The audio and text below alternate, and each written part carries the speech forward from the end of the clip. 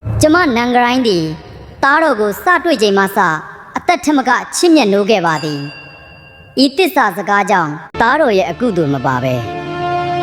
ကျွန်ုပ်တို့ဦးကောင်းသည်အလိုလိုပြတ်ကြပါစေတည်းပရိသတ်ကြီးခင်ဗျာမနက်မှာနတ်သမီးနေ့မှာလူသားညနေမှာကျွဲဘဝသုံးမျိုးကိုတရက်ထဲမှာပဲပြောင်းလဲနိုင်တဲ့ထူးဆန်းလာရဲ့နတ်ကျွဲမာကြီးတစ်ကောင်ရဲ့သမိုင်းကိုတင်တို့ကြားဘူးပါသလား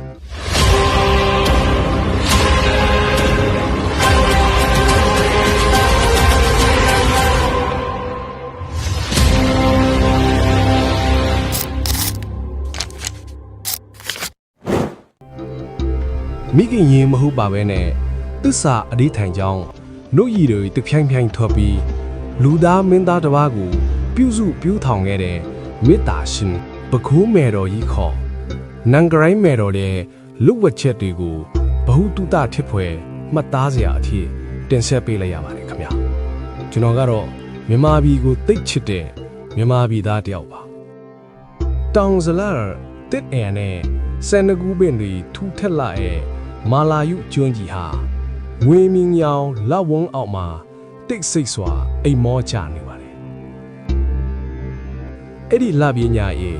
ကံရည်ပြင်ဘေးမှာမိမယိုလီတူဟာတစုံကယောက်ကိုငှော်လင့်ကြီးနဲ့စောင့်စားနေခဲ့တယ်လူသားယုံကြားတယောက်သာမြင်ရင်ယူနန်းသွားလောက်အောင်လှရနိုင်အားတယ်အဲ့ဒီမိမယိုဟာ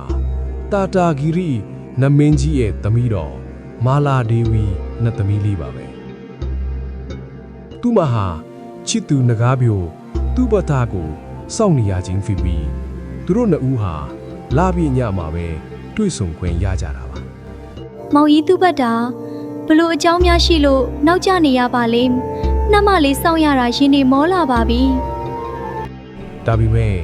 သူမစီကိုစိတ်မြိုက်ရောက်လာတာကတော့ချစ်သူနဂါးပြိုမဟုတ်ပဲမာလာယုကျွန်းမှာနေထိုင်တဲ့မဟိနရာဇာကျွဲမင်းကြီးဖြစ်နေပါတယ်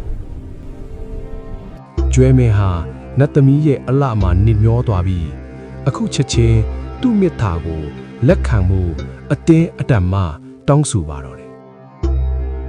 ဟိုချစ်လက်စွာသောနှမငယ်ကျွန်ုပ်ဒီတင်းကိုမြင်လေမြင်ချင်းချစ်ကြောင်းဝင်ခဲ့ပါပြီ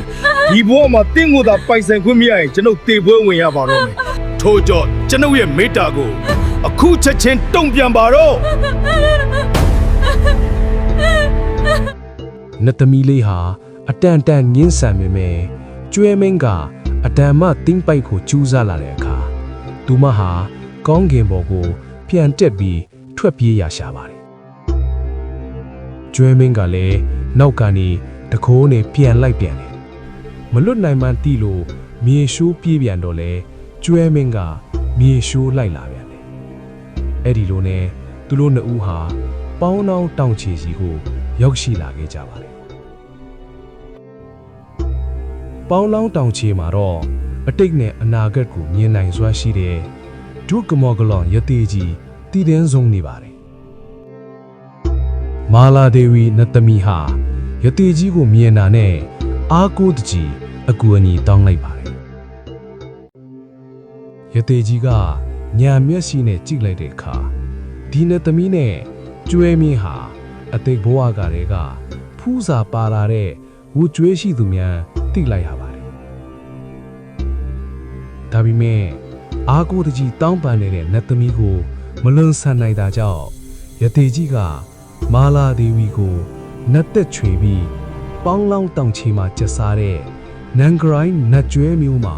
ဝင်စားစီလိုက်ပါတော့တယ်နတ်သမီးကိုမတွေ့တော့ကျွဲမင်းကြီးကဒေါသပုံထားပြီးဒေါဆောင်နတ်တောင်ဆောင်နတ်တွေရဲ့ဗိမာန်တွေကိုပါဥကြုံနဲ့ဝှေ့ရမ်းဖျက်ဆီးပါတော့တယ်နောက်ဆုံးရသေးကြီးကကျွဲမင်းကိုတွေ့ဆုံပြီးနတ်သမီးဟာ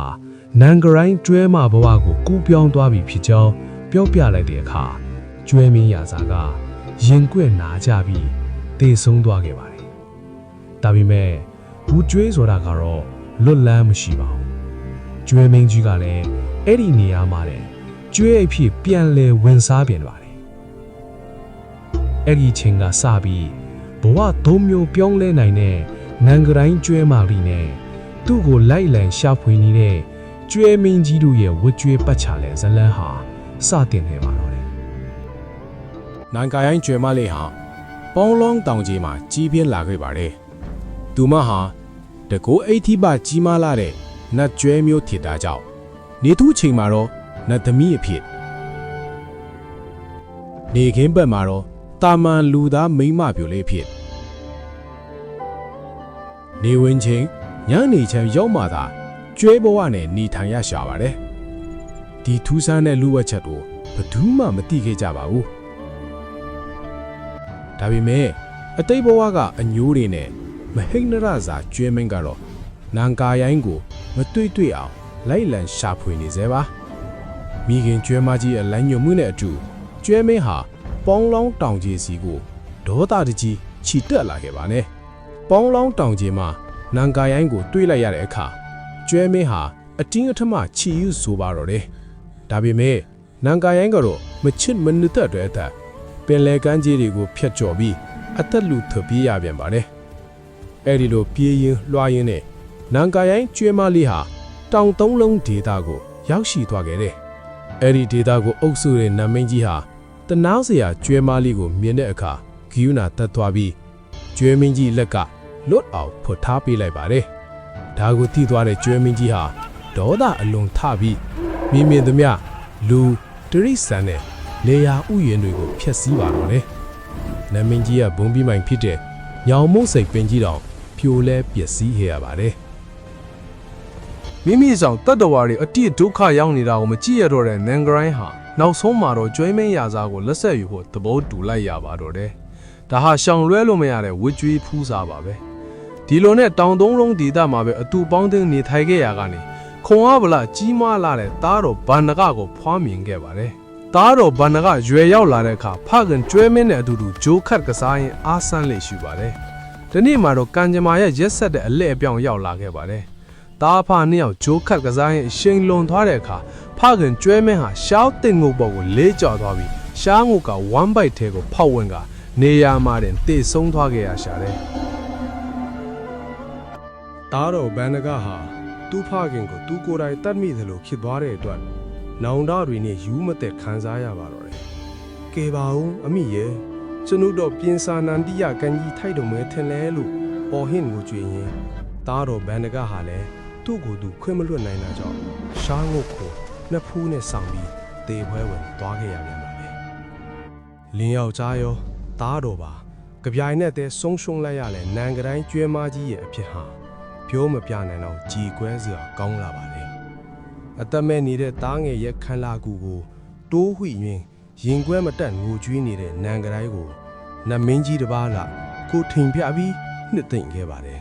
။တင်းရဲ့တောကတွေကိုထိန်ချုပ်ပါတော့နန်ကတိုင်းအတင်းဟာဟန်သာဝတီတိုင်းအနီးကွမ်အတ္တာအရနာလူသားတူကိုတားအဖြစ်ရအောင်ပါပါ။နတ်မင်းကြီးရဲ့ဗျားတွေစကားကြောင့်နန်ကတိုင်းဟာစိတ်ကိုအနှဲငယ်ဖြီးပြောက်ပြီးသူမရဲ့ဒုတိယမြောက်ကံကြမ္မာရှိတာကွမ်အတ္တာအရက်စီကိုထွက်ခွာခဲ့ပါတော့တယ်။မဲဆော်ဖျားချင်းရဲ့ဗျာဒိတ်တော်အရာသာသနာနဲ့1300ကျော်မှာတမလကုမာနဲ့ဝိမလကုမာဆိုတဲ့မင်းကြီးနောင်နှစ်ပါးဟာဟန်တာဝရီမင်းကြီးပြည်တော်ကိုတည်ထောင်ခဲ့ကြပါတယ်။တမလမင်းကြီးဟာထီနန်းဆိုးစာမီနောက်တောင်သူမဲအိုးလောင်းဟဲ့သမီးချော်လီရွှေဖယုံမဲကိုမိဖုရားကြီးအဖြစ်တင်မြှောက်ခဲ့တယ်။ဒါပေမဲ့ညီတော်ဝိမလဟာပညာသင်ရာကပြန်လာတဲ့အခါအကိုတော်ကပေးထားတဲ့ဂရိကိုမေ့လျော့ပြီးတားတော်လေးကိုပဲအရေးပေးနေတာကိုမြင်တော့ဒေါသပုံထက်ပြီးအကိုတော်တမလမင်းကိုလူကြံကထီနန်းကိုလူယူလိုက်ပါတော့တယ်ထီနန်းလူယူခဲ့တဲ့ဝိမလမင်းဟာအကိုတော်နဲ့ရွှေဖျုံမယ်တို့ကမွေးထားတဲ့မင်းသားကလေးကိုရန်ဆွေပွားလို့မှတ်ယူပြီးတုတ်တင်မှုအမိန့်ထုတ်ခဲ့ပါတယ်မိဖုရားကြီးရွှေဖျုံမယ်ကငိုယိုတောင်းပန်တာကြောင့်နောက်ဆုံးမှာတော့တေတံကနေကင်းလွတ်ခွင့်ရပေမဲ့ဟန်တာဝရီနဲ့ဝေးရာကွတ်အတာတောဆက်မှာတားတော်လေးကိုစွန့်ပစ်ခိုင်းလိုက်ပါတော့တယ်မိခင်ရင်းရွှေဖျုံမယ်ဟာရင်ထုမနာငိုကြွေးရင်းတားတော်လေးကိုကြင်ချင်းတောင်းထဲမှာအနီးဆောင်လေးတွေနဲ့တေးကြထုတ်ပိုးပြီးကွတ်အတာတောဆက်မှာထားရစ်ခဲ့ရရှာတယ်အဲ့ဒီအချိန်မှာနန်ကတိုင်းကျွဲမကြီးဟာကွတ်အတာအရက်ကကရင်မကြီးတူရဲ့ကျွဲကြံမှာရောက်ရှိနေပါတယ်ဒီနေ့မှာတော့တောဆက်ကကြင်ချင်းတောင်းထဲကကလေးငယ်လေးကိုနန်ကတိုင်းဟာမထင်မှတ်ပဲတွေ့ရှိသွားခဲ့တယ်အလူ ကလေးငယ်လေးပါလားနမင်းကြီးကငေါ့ကိုပြောခဲ့တဲ့တားကလေးပဲထိရမယ်အမေစောင့်ရကြိုနှက်ပြီးပေါ်တားရဲ့နန်ကတိုင်းဟာကလေးငယ်ကိုတခြားကျွဲတွေနှိမ့်မိမှစိုးရိမ်လို့ဖယ်ရှားခိုင်းပြီးရင်ထဲကသစ္စာစကားကိုစိုးလိုက်ပါတော့တယ် ငါသည်ဤကလေးငယ်ကိုမိခင်အဖြစ်မွေးမြူရမည်ဆိုပါက ငါမိသားမြတ်မနိုးကြုံများထွက်ပါစေတည်း အဲ့ဒီလိုသစ္စာအဓိဋ္ဌာန်ပြုတ်လိုက်တဲ့ခဏမှာပဲအရင်ကနိုးရီမရှိခဲ့တဲ့နန်ကတိုင်းကျွဲမကြီးရဲ့တားမြတ်ကနေ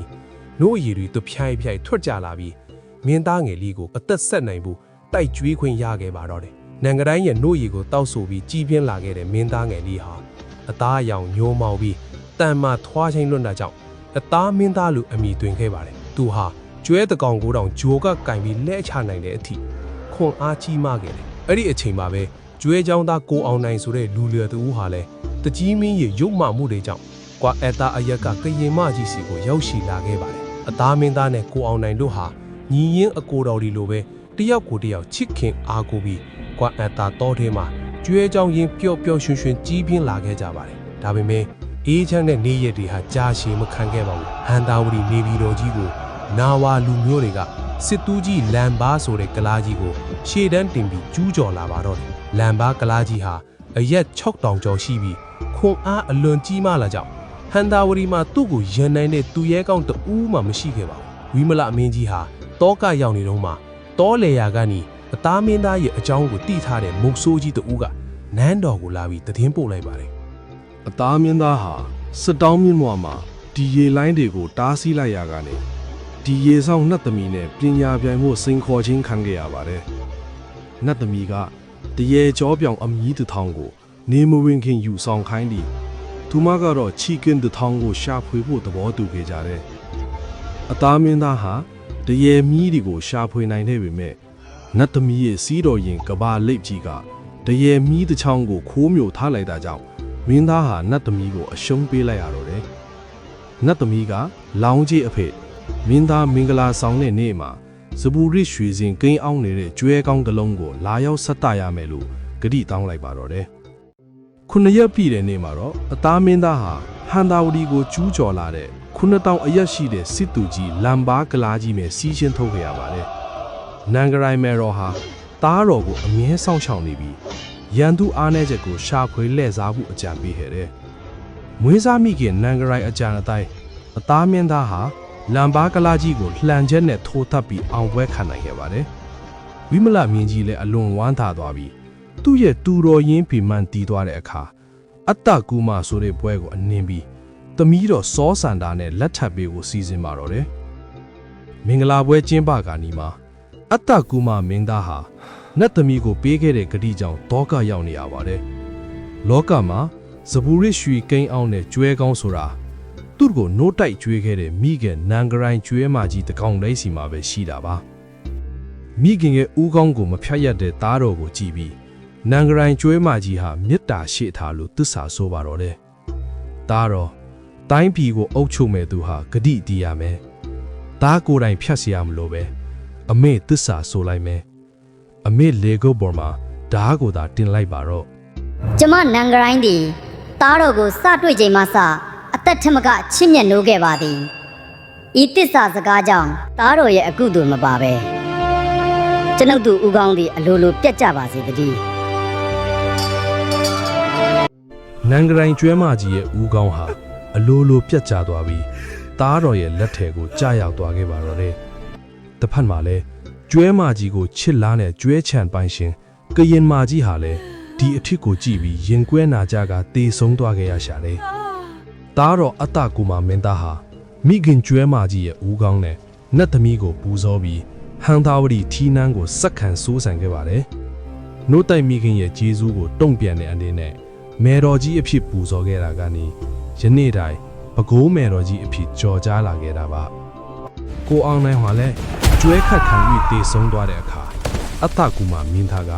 သူ့ကိုနေရာအပိုင်းစားပေးပြီးပြည်သူတွေရဲ့ကျွဲနွားတွေကိုစောင့်ရှောက်ရမယ်နတ်အဖြစ်တာဝန်ပေးခဲ့ပါတယ်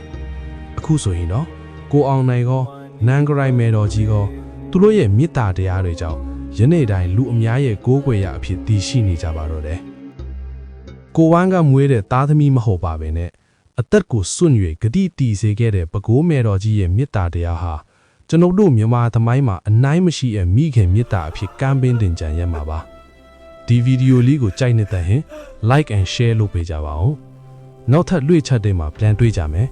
အားလုံးကိုကျေးဇူးတင်ပါတယ်ခင်ဗျာ